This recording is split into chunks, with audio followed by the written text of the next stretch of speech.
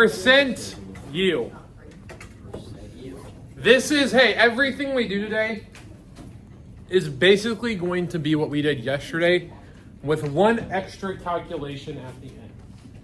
This has the potential to be a very, very quick lesson, depending on how quick we can get through the example. Okay. We're only going to do one example today because I don't think you'll need another one. Two homework problems.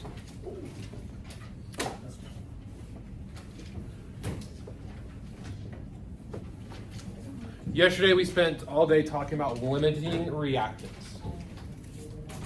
We talked about how if you have two amounts for both of your or you have one amount for both of your reactants, you can do two grids and then you can find out your theoretical yield, your limiting reactant, and your excess reactant. Hopefully that sounds familiar. Today what we're doing, hey, it's that exact same thing. I'm going to give you two amounts, one for each of your reactants. We're going to do two grids. We're going to find the excess reactant. We're going to find the limiting reactant, and we're going to find the theoretical yield. What's different today is we're going to do something with that theoretical yield.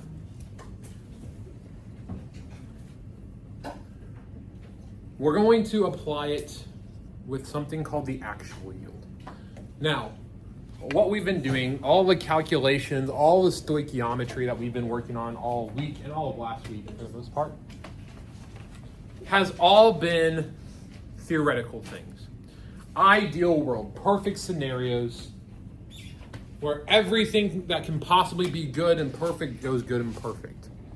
Absolutely no deviation from the ideal. In reality, chemistry doesn't work that way. Because in chemistry, well, the reactions that we do, well, they're not as easy as we make them out to be. There's several different steps involved. Things like purification. Okay? Sometimes you just straight up make a mistake in the lab. User error. So what happens is the yield we actually get from our laboratory experiment doesn't quite match up with what we were expecting to get from our calculations. And that's what we're going to look at today. We're going to look at how to find how bad we messed up or how bad of a percent error we have.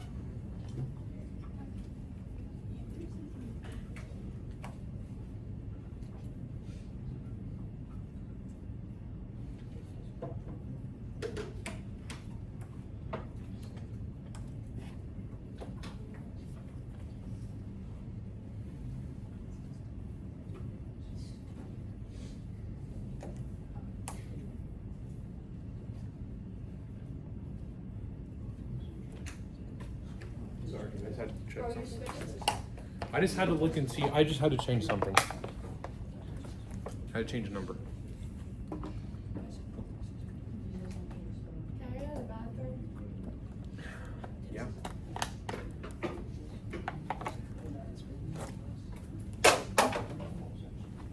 Hey, Ella, pick that up for me, please. Can you pick that up? That water bottle. Thanks.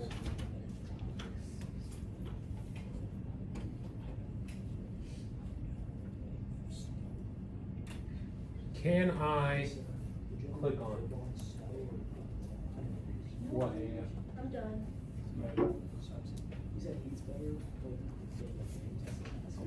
Bring it here. If I can remember. If I fail, don't tell me, please. I'll probably have it graded at the end of lunch.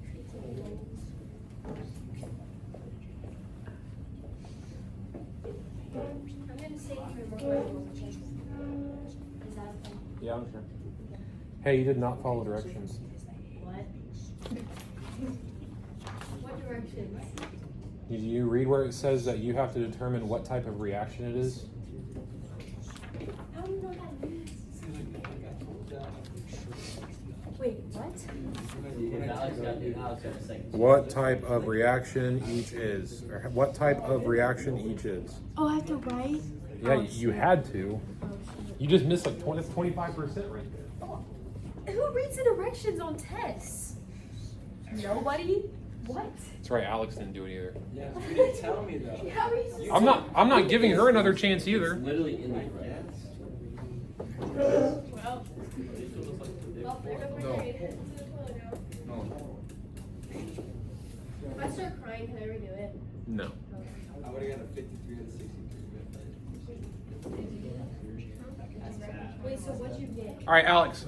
This is for all. Hey, Alex. I'll give you a 53 out of 63 right now. If you can tell me what type of reaction this is. If you tell me what type of reaction this is, I'll give you 53 right now. But I can't see. What type of reaction is that? You've got 10 seconds. What? 9, 8, 7, 6, 5, The question right there? 4, Yes. 3, 2. Double replacement. Oh, single replacement.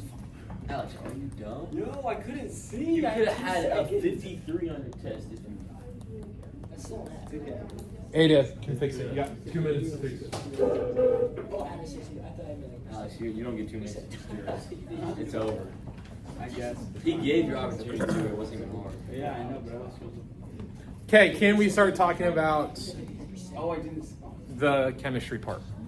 Actually, before we talk about the chemistry part, now that, hey, most of you have cars, right? No. Or like you've driven before, like your parents own a vehicle? Okay, have you ever heard of gas mileage, like the term gas mileage?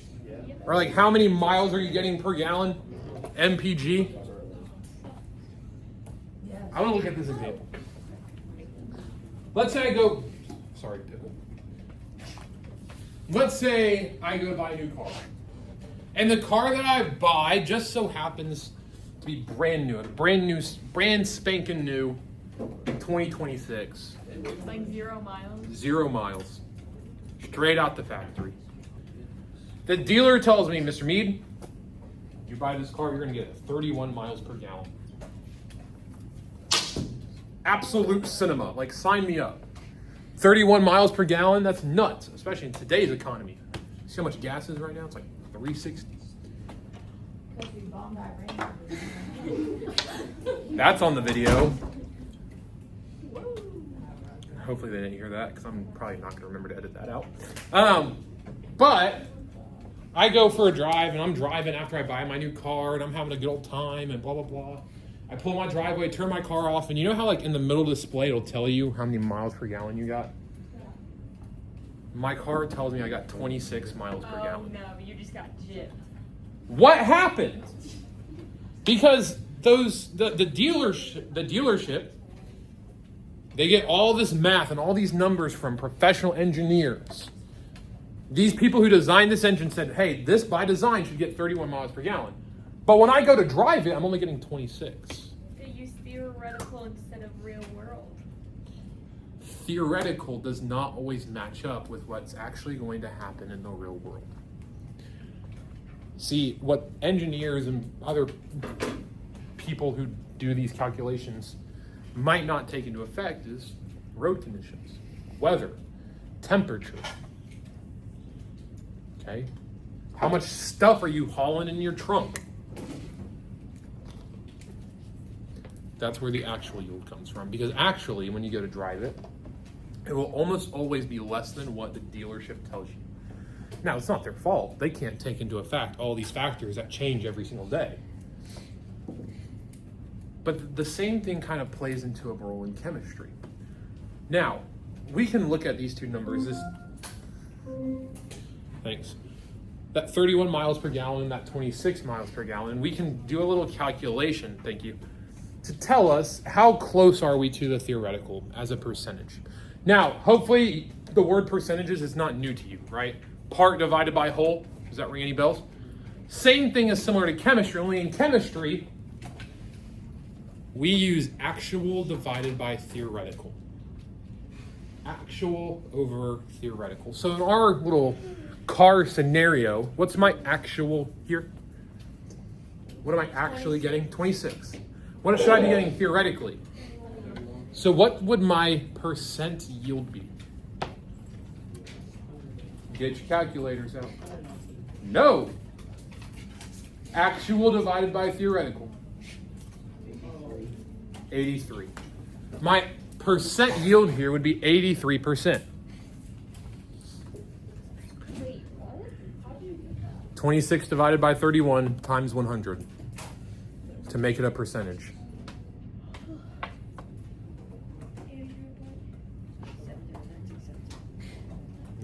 We good?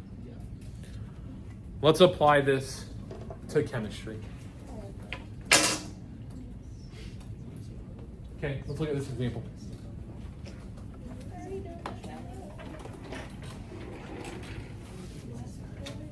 For those of you that write your notes in advance, this is the second example that was in the notes. I'm moving past the first one temporarily. Is that already balanced? You tell me.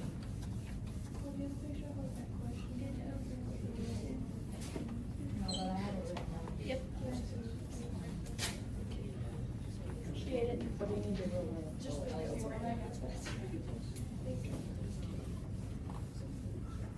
Hey, the way that we start these kinds of problems out when I'm asking you for percent yield will be the exact same as we did yesterday.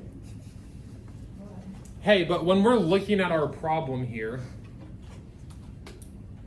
I'll read it. It says Grace reacted 25.0 moles of copper 2 nitrate and 26.0 moles of potassium iodide. She produced 4,100 grams of copper 2 iodide in lab. Find the theoretical yield, limiting reactant, excess reactant, and find percent yield. We can just write the thing, right? Not the words. Yeah, that's fine. I don't care. Hey, there's a lot of similarities here, but there's one big difference. The similarities. Well, I've given you your givens, just like I did yesterday. You got 2 givens. Anytime you see 2 givens, your brain should immediately be thinking limiting reactant. The difference here is I gave you another number. I put it in blue on the PowerPoint. It won't be in blue on your homework. It says she produced 4,100 grams of copper 2 iodide. Hey, that third number, that's not a part of your givens. That's your actual yield. That's what actually happened in lab. What did we actually produce? Because I can't just send you back to the lab and tell you, do this experiment. You have no idea what you're doing and probably hurt yourself. So I just tell you in the problem. Now, you also should have written on your introduction slide, the actual yield will never, ever, ever go in a grid. We only use the actual yield in the very, very last step when we're finding the percent yield. Everything we do before that stays exactly how it was yesterday. So let's do that. Let's do what we did yesterday for this problem. Are we finding it in grams or moles? Or Which do you think we're going to find it in? grams? Why? Because the actuals. Yeah. Hey, with these kinds of problems, I'm not going to directly ask you to find the theoretical yield of this or that. You know what to find based off of the actual. We're talking about 4,100 grams of copper 2 iodide. So with my theoretical yields, in order for me to do percent yield, well, I need the theoretical yield of that same product in that same unit. So I need to find grams of copper 2 iodide for my stoichiometry.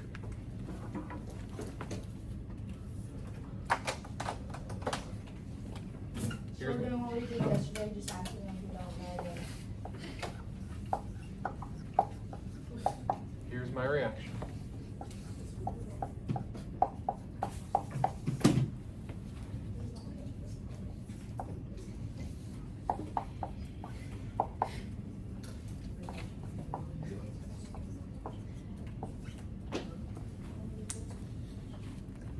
Willie, what's my first given?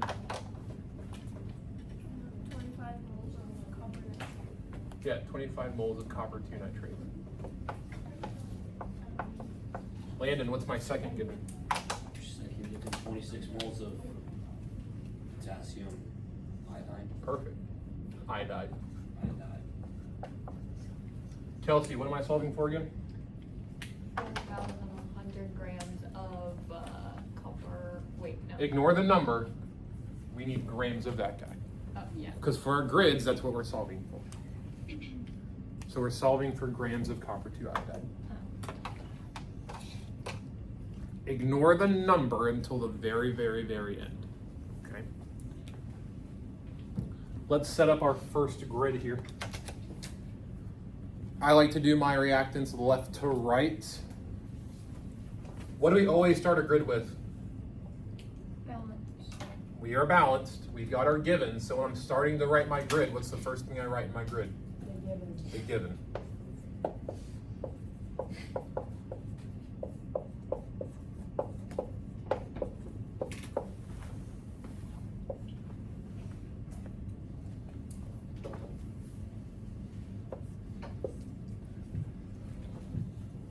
Hey, Raya, if I have moles of copper 2 nitrate here, what am I going to have down here? Moles of copper 2 nitrate.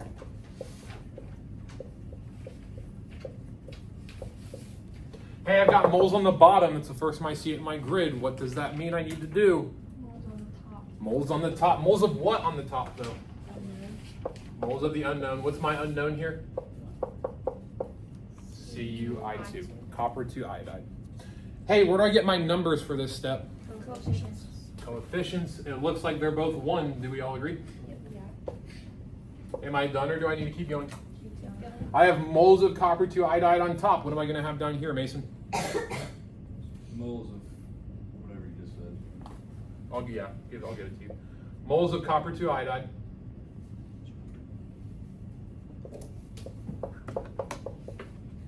Hey, what am I going to put on top of that, Wyatt? The molar mass of Yeah, what's the unit for molar mass? the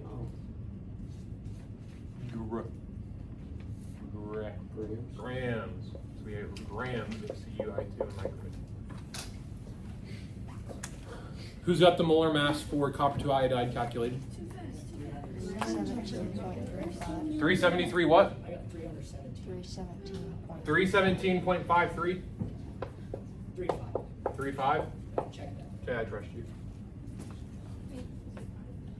Hey, what's always on the opposite side of grams? The 1, every time.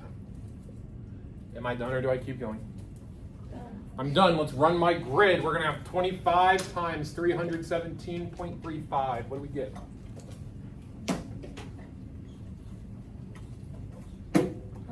Seven nine three 3.75. What's my unit? Grams. Grams of what? CuI2. I agree. Wait, do we not round the 3 It simply? doesn't matter. You can if you want.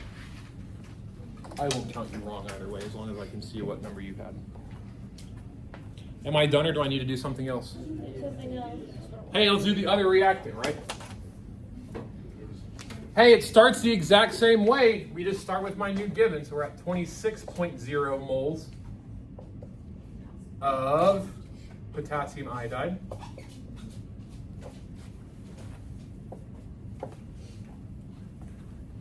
Mackenzie, if I have moles of Ki here, what am I going to have down here? Moles of Ki.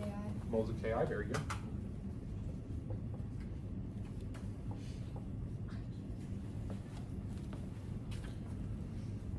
Nolan, what am I going to have above moles of Ki?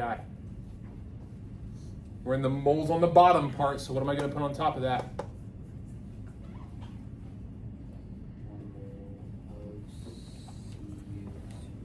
Perfect. Give me 1 mole of CuI2. Hey, what number am I going to put next to moles of Ki here? 2. Where do we get that 2 from? Coefficients.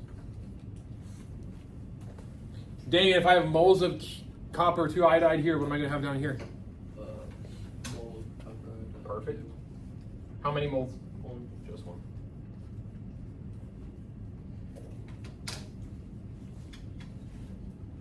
Jenna, what's going to go above that?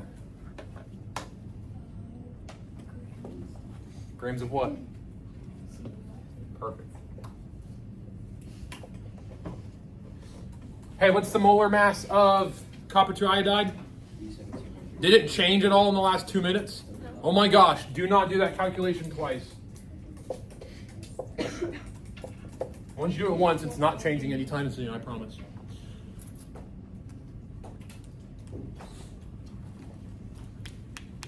When you run your grid, Megan, what'd you get? Ooh, don't even have a calculator out. Yikes. Kinley doesn't have her calculator out. I forgot.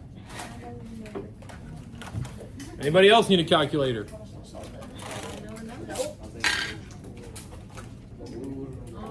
Oh, that was really bad. Yeah. My fault. Who else needed one? You got it? You want to know the number? My bad. Hey, I'm just glad I didn't hit your drink because that would have been catastrophic. And I really don't want to pay for a new one. What'd you say? 4125.55 grams of CuI2. 4215. No. What? 4125. 4125 point what? 55 grams of CuI2.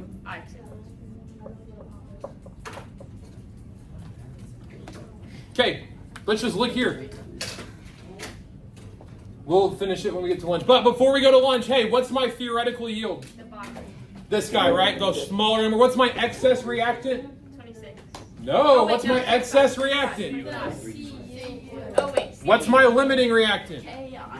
We will talk about the percent yield part when you get back from lunch. Have a good lunch. Come back at home, people.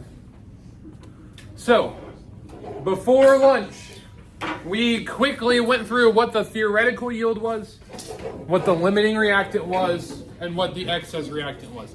So far, we've done nothing new from yesterday. Do you agree with me? Yes. Here's the new stuff. Because now we know our theoretical yield. I know my theoretical yield, and what kind of yield did I give you in the problem? Percent. The actual. I will always give you the actual yield in the problem. You find the theoretical yield. Which means I can finally answer the last piece of this question, which says find percent yield. What is the formula for percent yield? Theoretical over. Wrong. Read your notes. What's your note say? Actual over theoretical times 100. Actual over theoretical times 100. Hey, let's plug in my numbers. What's my actual yield? 4100. 4100.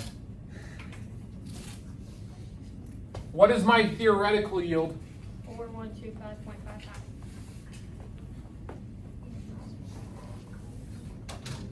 Yes, 4125.55 grams. Multiply that by 100. Plug that in your calculator. Tell me what you get. 99.38. 99 point, we'll round that to 1 decimal. 4. 99.4%. That is my percent yield. That's all we're adding today. It is everything we did yesterday. We are just adding the red part today. Yeah. The bigger one. So between that and this, which one would be the excess? Okay. Hey, I feel like that part is pretty self-explanatory, right? Actual divided by zero. So much.